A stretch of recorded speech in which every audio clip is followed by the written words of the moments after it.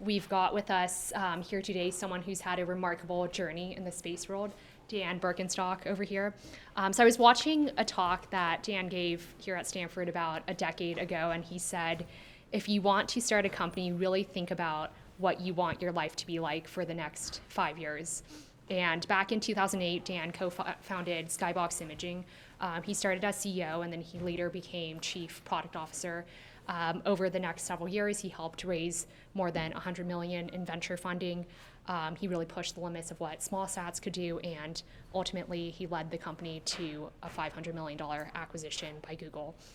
So the 21 satellite constellation that came out of Skybox is still the largest, correct me if I'm wrong, the largest high resolution commercial imaging system in the world.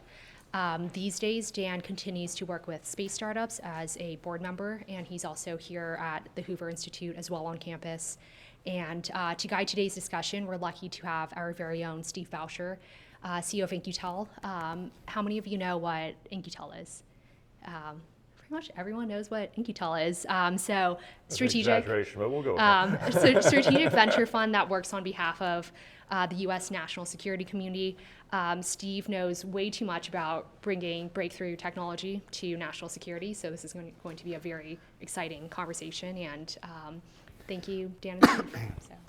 Thank you, Ernestine, and thank you everybody for fighting the rain and coming over here today to hear us talk. I think this is the first time I've interviewed Dan in this class, but this is not the first time I've interviewed Dan, and he has an exceptional story to tell. We were fortunate enough to be investors in Skybox, and I think there's a lot of great stories and lessons to be learned here today. So Dan, let's start first. Exactly.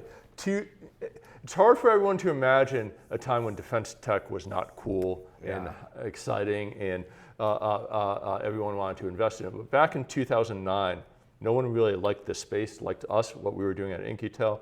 And you actually, in fall of 2008, were a graduate student at Stanford, taking what class? Well, it was called at the time MS&E 273. I don't think they actually still offer it, but it was maybe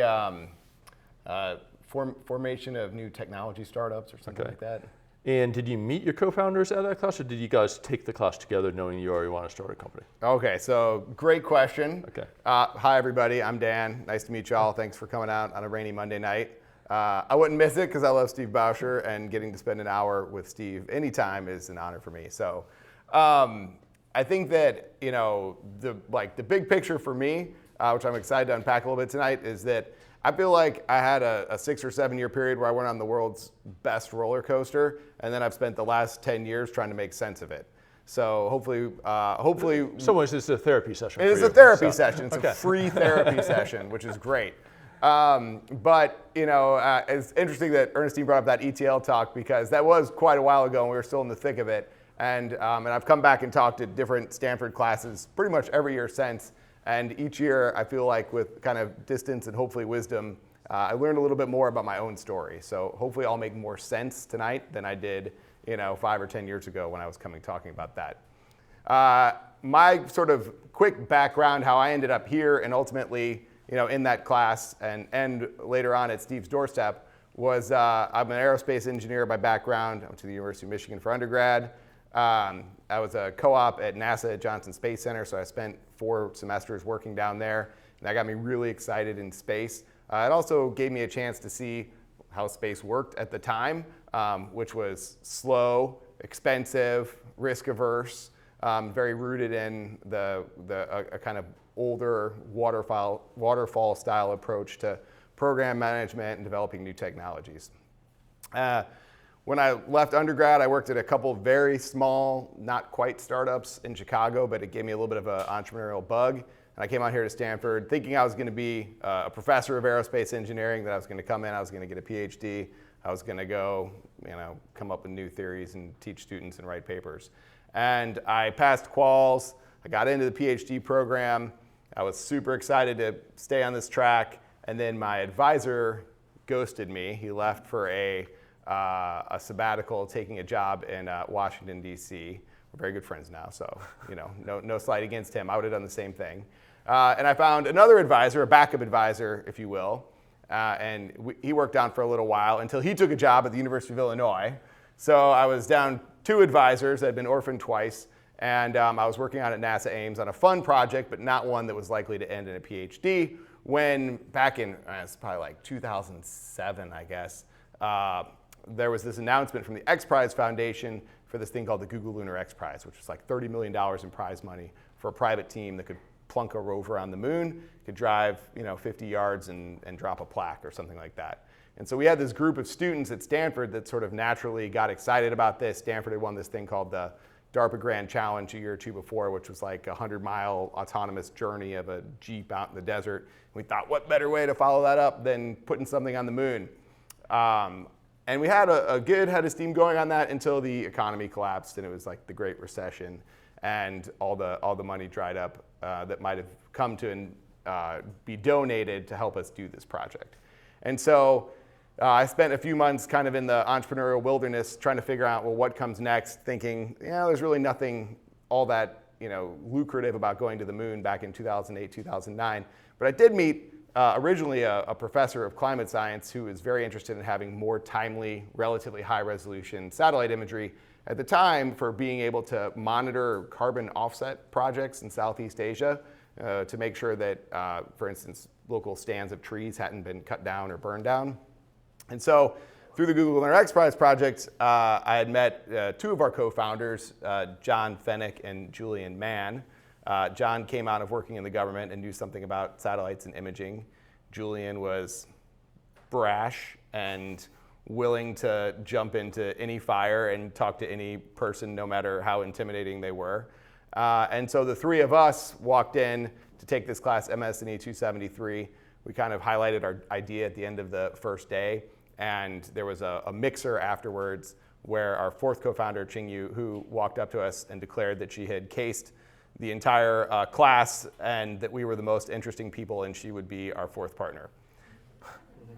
Which was very bold of her, but ultimately very lucky for us because she ended up being an incredible person to go on that 5-year roller coaster ride with.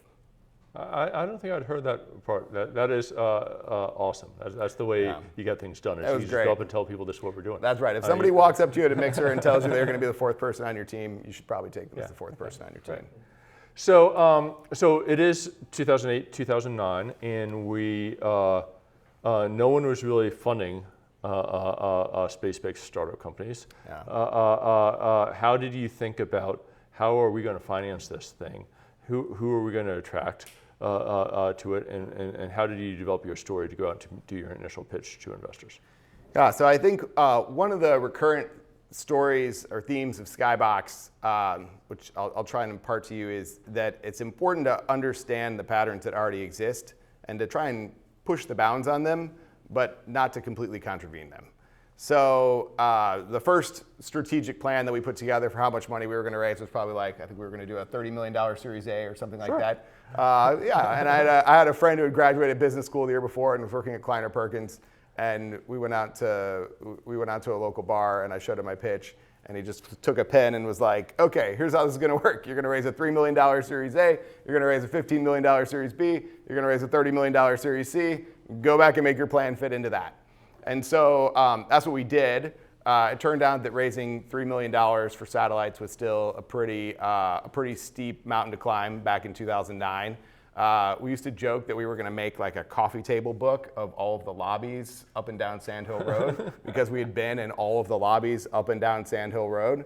So I think we on our own got access to 30 or 40 investors who all politely turned us down. Until we were actually taking a guy named Mark Leslie's class at the GSB, along with Andy Radcliffe. And one day in class, we had class with Mark. We walked down to do this pitch it event where you could kind of do your pitch and then get real-time feedback in front of a live studio audience, which is a little intimidating. So we did our pitch. Mark, who had been our teacher in the class, was also one of the people in the pitch as the studio audience. And he came up to us afterwards and was like, okay, so now I get it. This is why you've been sleeping through my class and coming to class unprepared. This seems pretty interesting. I'd love to help you out. And ultimately, Mark, as a GSB professor, but as a former CEO of Veritas and very successful entrepreneur, introduced us to the top people at like 5 local, very large, significant firms.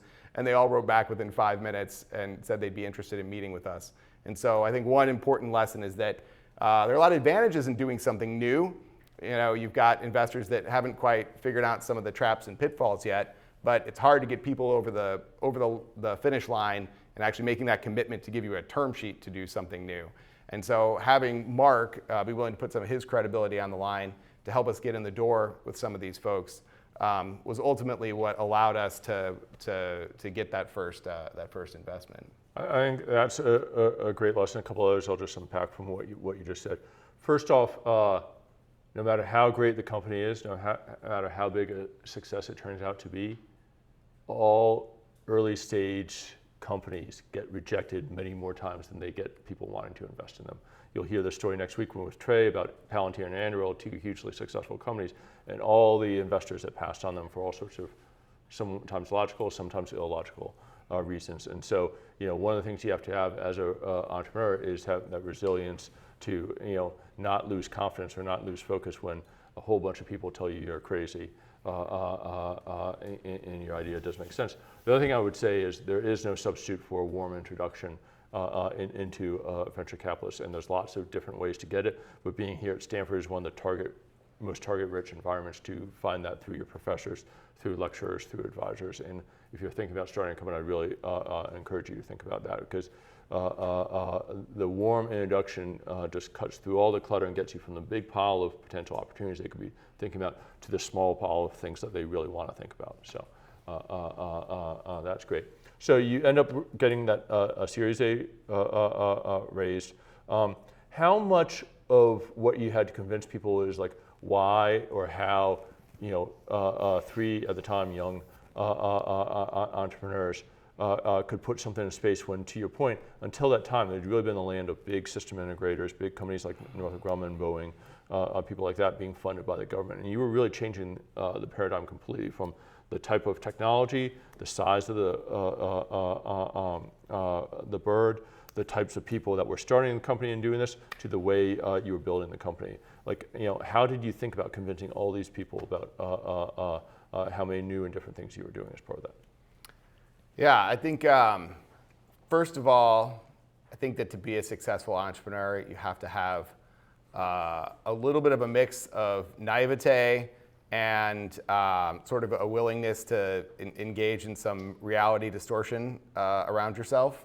So, we were 28 at the time, and we just kind of believed that if we showed up enough and if we just kept telling people that we were credible, that eventually they would consider us credible.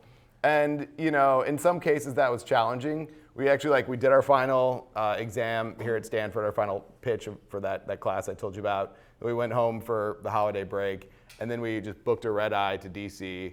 We showed up at DC. We walked in the office of the FCC, who's responsible for licensing radio communications and for orbiting satellites, is also responsible for giving you a license to ensure that you're going to operate safely in orbit. So this is something you have to have before you can launch a satellite. And on their website, they said, well, we encourage people to come in for a pre-consultation before they file for a license.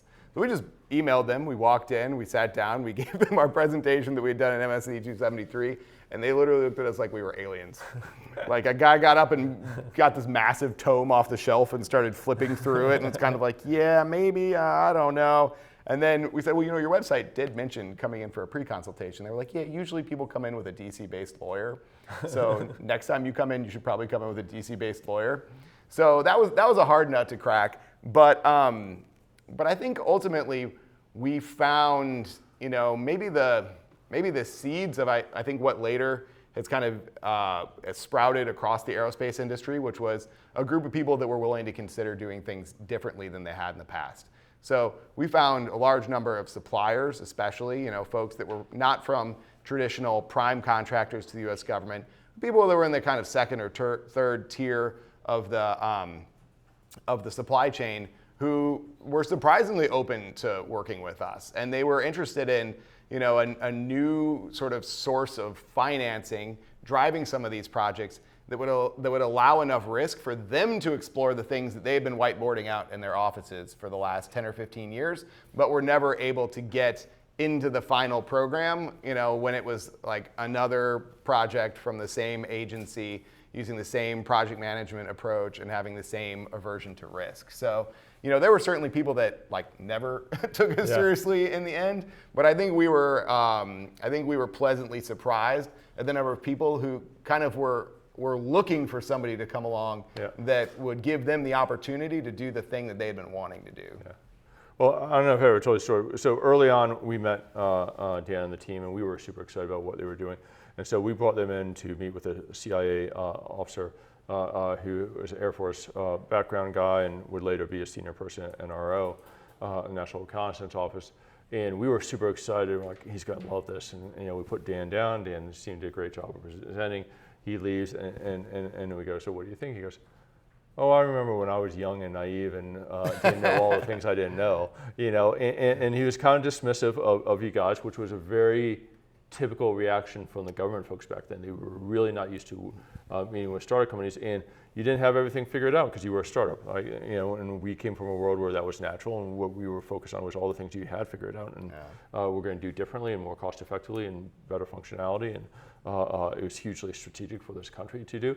But he was just focused on all the things that like you didn't have blended up yet because he was used to meeting with these guys in suits with DC lawyers already, working for them, and all these what I would call irrelevant things that you have to do but aren't sort of core to like the strategy of the company. Figure it out.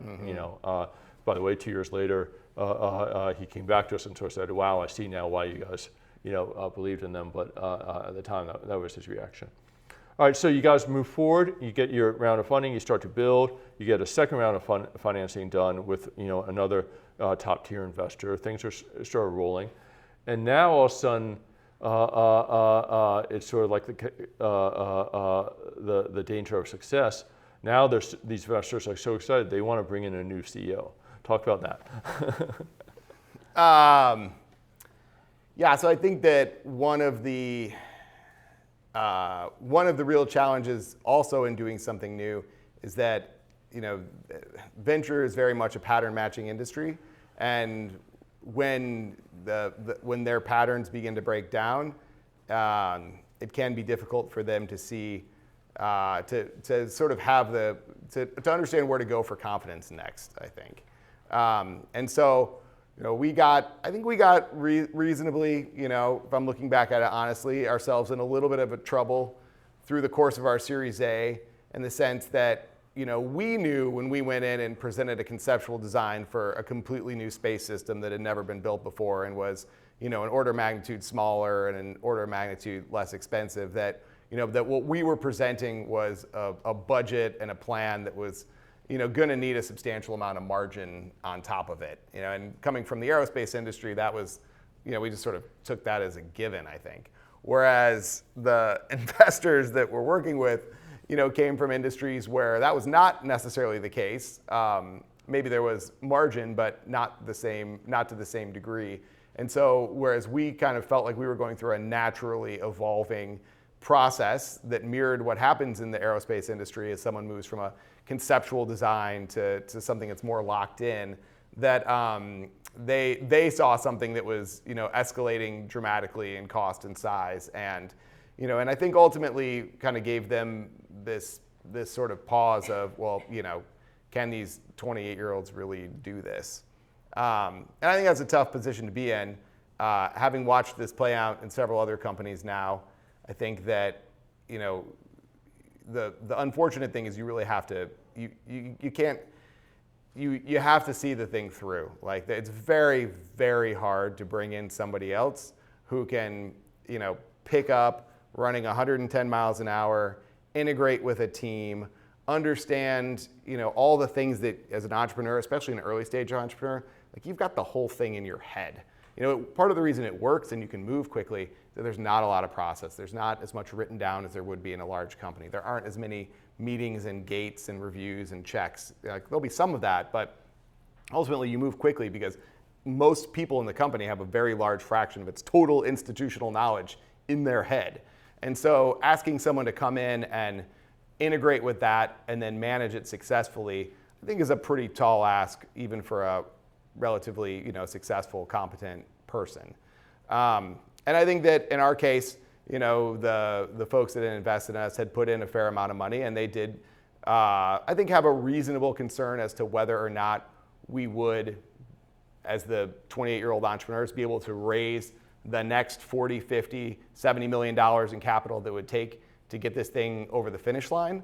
And I think that they over-optimized on that, in hindsight, because there were many other factors that were going to be required for us to be successful too. So, I think that being an entrepreneur, like going on that roller coaster, you never know how things are going to work out. Like the person that you get excited about, that you think is going to be really into you as a potential investor, it's probably not the person that's going to end up investing in you. The person that you think is the perfect first customer for your product, it's probably not going to end up being the first perfect customer. Ultimately, like being an entrepreneur, I think is about like you have to be like somebody that's kind of addicted to solving really hard problems and gets energized by the idea that something new, crazy came along that most people would not want to get out of bed in the morning and have to deal with. But for you, that's something that's energizing. And we had a lot of those problems. Ultimately, for me personally, at least, working with the new CEO that came in, ended up being of a similar vein. But it also taught me some good lessons about, working with people that successfully to do something hard that you don't necessarily see eye to eye on. And ultimately, when when we were acquired by Google, we sort of got the keys back, to the car, to the family car, as it were, and really had a reset and an opportunity to kind of reset on our own what was going to be the strategic plan and to focus on, the kind of technology beyond to just getting the initial satellites up and developed. So, in the end, it all worked out, and and we were all able to all stay together and and kind of see this thing through. So I've been in the venture industry since 1999, so that's 26 years, and I love a lot of things about the industry, but one of the things that disappoints me continuously is the amount of groupthink that goes on in the industry. And so there was groupthink going back to the late 90s when I got into it, which was, hey, you get some smart young founders, they have a great idea, you get them to launch the company, but then in order to really scale it up, you need to bring in that CEO to build it up. And the classic example was Eric Schmidt joining Larry and Sergey to scale Google up. And so that lesson from Google, stayed with that industry for 10 plus years. And so it was not uncommon for venture capitalists at the time to bring in, quote unquote, the condition of the Series B CEO, right? You get to that Series B stage when you're starting to scale, and they wanted someone who scaled a company before to come in. And these young entrepreneurs typically had never done that before. That turned out to be not a great idea, and a lot of companies sort of struggled with that. And so eventually it tilted over to we're going to back the founder no matter what. And you started like in 2014 or so, started seeing venture firms really talk about that. And they pointed to the example of Mark Zuckerberg being the young, brilliant founder that they brought in a COO and Sheryl Sandberg for, as opposed to some CEO to replace him. And that's actually been the way that's sort of carried forward to today, that sort of conventional wisdom. Because I think there is no substitute for the founder's vision, the founder's enthusiasm, and the founder's resilience towards building a company. And anybody you bring in is always thinking, well, if this doesn't work out, I can go do a next job. Right. The entrepreneur is thinking, if this doesn't work out, I have no idea what the hell I'm going to do, so this better work out. Yeah. So. All right, so you mentioned you guys did get acquired by Google, which is a fantastic outcome. As shareholders, we were always very appreciative of that. Tell me, as the entrepreneur, though, when you get that offer and you're starting to think, all right, do I want to give up this opportunity and sell right now and be part of something bigger that maybe will provide more resources or help me achieve my ultimate goal? In some ways different. How did you think about the trade-offs? How did you and the team think about the trade-offs with that? And what did reality turn out to be once you were part of Google versus sort of the promise during the deal negotiations of all this autonomy you're going to have and all these resources you're going to get? It was kind of funny, like obviously I had never sold the company to anyone before. But a couple of years before the acquisition, I was on some I was driving down to Monterey with one of our investors, and I was asking him, hey, how do acquisitions actually happen? And he goes, well, it's often a customer, usually not your biggest customer, but somebody that's really interested in what you're doing. And you'll hit some big milestone within the company, and then they'll come up to you afterwards and they'll say, what if we talked about working a little more closely together? And so we went through, if we had 10 hours, I could tell you the whole story, but we went through a lot of ups and downs, including trying to get a satellite shipped out to Russia from SFO during a government shutdown back in 2013 and not being able to find a TSA person who could sign off on shipping a satellite to Russia. But ultimately, we got the first satellite out. Because Russia was going to launch it. Because Russia was going to launch it. Our first because satellite. back then, we actually relied on Russia for launch. Yeah, we tried to buy a SpaceX rocket, but it didn't work out. And then, and this was still pretty early for SpaceX. And so we ended up launching on a repurposed ICBM, Russian ICBM, built in a Ukrainian factory. And a big part of Russian space history is out of it's in Ukraine. Yeah, so it was built in a Ukrainian factory, refurbed in a Ukrainian factory, then popped into a silo in southwestern Russia, where it ultimately launched out of a tube. And to our sort of enthusiasm and excitement, worked better than we thought it was going to. It didn't work for about a week because we had a quaternion error that wasn't allowing us to send our satellite over the horizon for it to stay pointing accurately at the ground long enough for us to take pictures. But once we figured that out, we got these pictures down that blew our kind of wildest imagination away. And ultimately, we had our first customer had been Google. We had a number of other customers, after that, especially out of the kind of global defense and intelligence community. But once the first pictures came down, we had the Google folks come over, and I showed them to them. And the person who'd been my primary contact there was excited about him. But there was this other kind of shadowy person who I didn't really know who he was at the time. And we gave him the tour, and I said, okay, well, what do you guys think? Because I was trying to sell them on a bigger deal now that we had the pictures. And the guy that I've been working with was like, let me talk to this other guy. He's pretty important. And lo and behold, I got this call 3 hours later, and the guy was like, hey, you want to come for a walk with me? And it pretty much played out exactly the way our investor had told me it would. The guy's like, so I've got this thought, and would you like to work more closely together? And what would that look like? And it's not an easy thing to sell a company that's raised $100 million and has 125 employees and is trying to merge, lane merge into a company that's 50 or 100 times bigger. And that had its own set of ups and downs. But ultimately for me, I was always a very numbers-driven person, and I'm an engineer.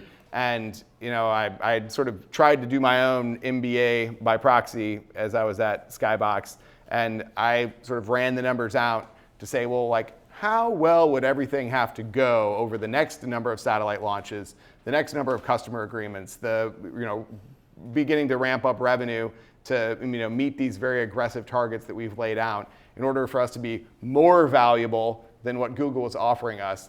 And it was it was like the re-entering from the moon, where it's like the piece of paper on the orange. It felt like that. And so, ultimately for us, we were like, hey, we got to play in space with a lot of other people's money, and this is an opportunity to provide, a substantial return on that money. We get to go to Google and onboard with 125 of our closest friends and work with a company that did kind of prize young talent and did, have a lot of capabilities that we still lacked. We had built a satellite that worked, but we hadn't built all the software on the ground to store that data, to manage that data, to deliver that data, to line up all the data on top of each other so you could subtract it and see what had changed over time. Those were really, really hard problems, almost on the order of hardness of the satellite, of building the satellite in the first place. And so for us, it was a great opportunity, both financially as well as strategically. And in the end, we spent 3.5 or so years at Google, where we were kind of part of a upswing that they had, investing in lots of different technologies that were outside of some of their core areas.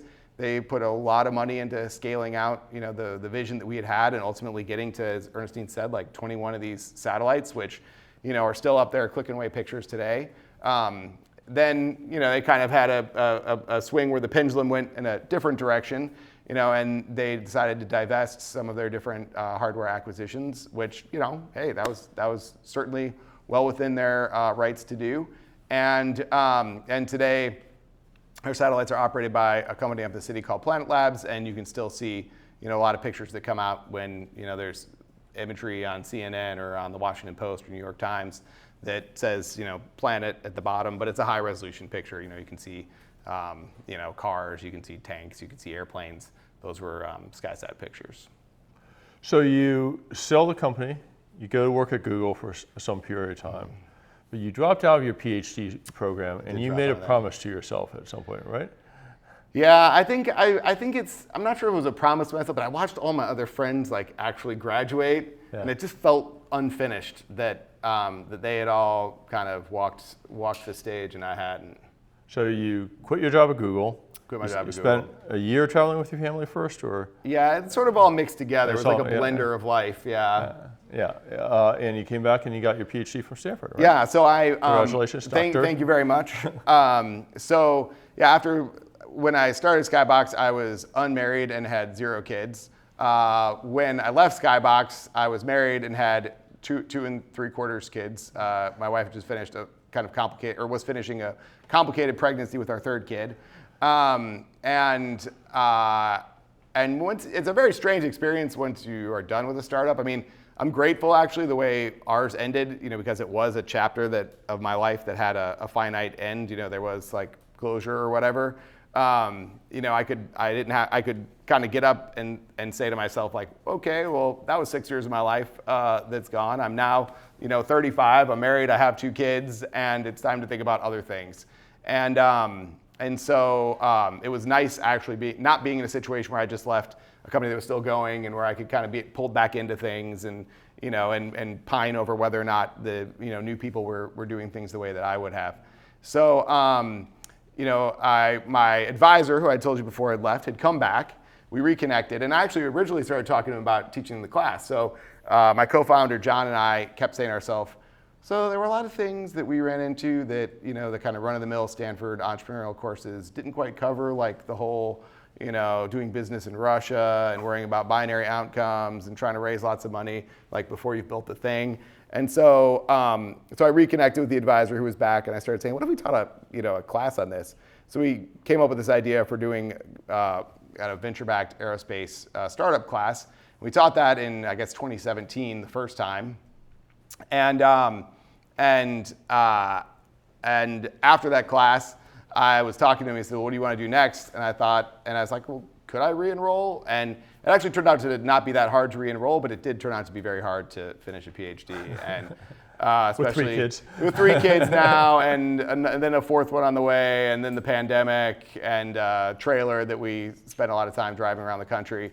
But then we came back and tried to teach the class again. They told me I couldn't teach until I graduated. So I had a good forcing function. I graduated 2 years ago now, and we were able to teach the class a couple times again. Now seeing everything shift to to defense tech, and then I've been at Hoover now for the last year and a half. Yeah, right. So I got 2 last questions for you, then we're going to open it up to the audience for questions. So get your questions ready. So first thing I would say is, so you guys, I always call the first sort of venture-backed satellite company. That was distinct and unusual back then. Now there's all sorts of venture-backed satellite companies doing imagery, comms, sensor, space-based interceptors is a great phrase now. It sounds very cool. I'm not sure if it'll work, but we'll figure that out. So what is your view of the state of the commercial satellite industry today? The early ones of which started out with this idea that the government wasn't going to be their initial market, but today everyone's sort of figured out that government is the market they want to go after. Yeah. So what's your perspective on that? Well, I would say that I think that one of the areas that we were very naive was this thought that proliferating commercial satellites, putting lots of them up and dramatically increasing timeliness, resolution, reducing cost, was going to unlock large commercial markets quickly. It's very hard to unlock new commercial markets quickly, especially in a way that is large. We found that for us in particular, as sort of data providers, it was hard to go in to commercial companies and convince them that the data that we would be able to provide was valuable in a way that they could understand, and therefore would know what size of check to write us to get this data. And so I think that in some ways, this whole commercial remote sensing arc, the handful of companies that did optical remote sensing like we did, the companies that did radar sensing, the companies that have looked at climate change and weather patterns, all of these companies ended up running into the same set of problems, especially with commercial markets growing more slowly than they needed them to continue getting the financing to expand these constellations. And so, I think that there was a big lesson learned that was, okay, it's hard to do both commercial go-to-market and defense and government go-to-market well at the same time concurrently. You can only have so many people in a startup company. You can only do so many things well in parallel. And I think because of that, a lot of the kind of onus is shifted towards government buyers. The U.S. government has operated, and other governments, but the U.S. government has operated satellites for a long time to do really important things that they do understand the value of. And so I think today we're at this place where the money has been put out to build the infrastructure across things like communications, remote sensing, now some of these kind of broader space economy type plays that you referenced, Steve. I forgot, we're doing manufacturing in space. We're doing data centers in space. Data centers, all of it. Everything's happening in Power space. from space, yeah. And so I think now the question is, will the dream be fulfilled? Will government buyers, come to the table and be willing to buy these sort of more commercial services that are different than what they've built in the past? And I think that's still an open question. There have been, I think, there's been substantial adoption by international government buyers who didn't have, some of the same toys in the past and have been kind of a disadvantaged set of users. But those are not necessarily large enough markets to foot the bill for this whole thing. I'll just tell one success story about this space, which space screws me up in general. But if you paid any attention to the start of the Russian invasion of Ukraine, traditionally space intelligence came from classified means, which was a funny little phrase for government-built satellites under classified environments that the government never want to talk about, never want to say what it could detect because it might reveal to your adversary capabilities. But coming into the Russian invasion of Ukraine, all of a sudden the U.S. government for the first time was sharing space-based imagery, showing that the Russian military was actually lining up to invade Ukraine. They were doing it because it was commercial-based imagery started by or captured by companies who were very public about their capabilities. So there was no sense of like we're going to reveal sources and methods. And it was a great mechanism for rallying support for Ukraine ahead of time from Europe, from NATO, that I think really helped Ukraine in those first initial days not feel overwhelmed and overrun by Russia. So the industry that you launched with your co-founders at Skybox has had a huge impact, I think, on what the future of conflict looks like, the future of intelligence looks like, and it's been fantastic. So last question, what are you mentioned you're at Hoover now, what are you up to, what are you researching, writing about, thinking about? I think that, so as I mentioned at the beginning, I went on this roller coaster ride. Now I feel like I've spent the last decade trying to make sense of it. And working at Hoover as a think tank, it's been a great place to do that. At Skybox, we saw like this tiny, narrow slice of, what has ultimately become this much larger industry. And especially as defense tech has grown, it's given me a lot of time to think about, well, we were trying to, jam a square peg into a round hole, for most of the time at Skybox, but like, what should be the model? Like the world has changed. I mean, the U.S. defense establishment, especially before the global wars on terror, lived in a waterfall-driven world where you could take a lot of time. We were building aircraft carriers and next-generation fighters that were, going to last decades. And so you could afford to take a lot of time to think up front and test up front what was the exact thing you need to build and to specify that thing, and then to kind of optimize on trying to get the best deal on it for taxpayers, and then to have a very linear development path that required you to perfect the building blocks at each level before you put them together. And it was kind of like, then everybody checked out for 10 or 15 years while we're focused on the global war on terror. And now that we're back, in this brave new world that's now driven by technology instead of technology being kind of responsive to, clearly defined needs, I think there's a lot of like, well, what do we do now? What should be the model in this new world? When 4 of you walk out of here and you go raise $3 or $5 or $10 million and you build a widget that Steve has identified as important, for the future of the kind of U.S. national security, infrastructure, then what does that model look like for you going from this to being, a company that's doing 100 to 300 million a year in revenue through procurement dollars, through the U.S. Department of War, and is valuable enough based on the actual recurring revenue that you're getting and the growth that you're seeing, that you can have an exit that will return the fund back to the investors who put money into you in the first place, and will then be another kind of accelerator for the positive flywheel that will mean they will want to put money back into another company that's going to go off and do the same thing. There's a lot of people talking about, bridging Silicon Valley and the kind of defense establishment. There's a lot of, I think, people who have begun to understand that they can't just buy things the way they did in the past. We live in this technology capability-driven world that's much more like a whole mess of Legos dumped on the floor that smart people can try and put together into different configurations and then rapidly reconfigure as they slowly move towards the right thing, versus understanding exactly, page by page what you're going to build in the instruction set up front. But that doesn't mean that there's a model that exists today that ties together all of those things from day one up to, having true financials, not just hype, that allow you to be a successful exit for the, Silicon Valley investors who today are interested in defense tech, but may not be tomorrow, if these conditions don't continue. So, whatever you go out and do after this, keep in mind that it really is about more than just whatever your individual idea is. If you take a lot of other people's money and you turn it into a big flaming pile of cash on the side of the road, and not capabilities that actually advance security, and not, a company that's in a position to be able to get exits, based on real financial metrics, then, you're doing a disservice to the next group of people that are going to come along. So, please take that responsibility seriously. And I'll keep trying to do what I can do over at Hoover, which is to define what that big picture model should look like, and how do you educate the different people in it so that they play the most productive roles, so that it works out for everybody and ultimately for our national security. Great, that's awesome. Yeah, well, thanks again, Dan, for joining us, and Steve. Thanks for having me. And Dan, thanks again for all you do to support our students. I mean, no matter how busy you are, you always seem to make time for our classes over the years. And going back to get your PhD and position you to continue to impact our students just says a lot about you and what it means, what's important to you. So thank you. So I'll just do a quick one.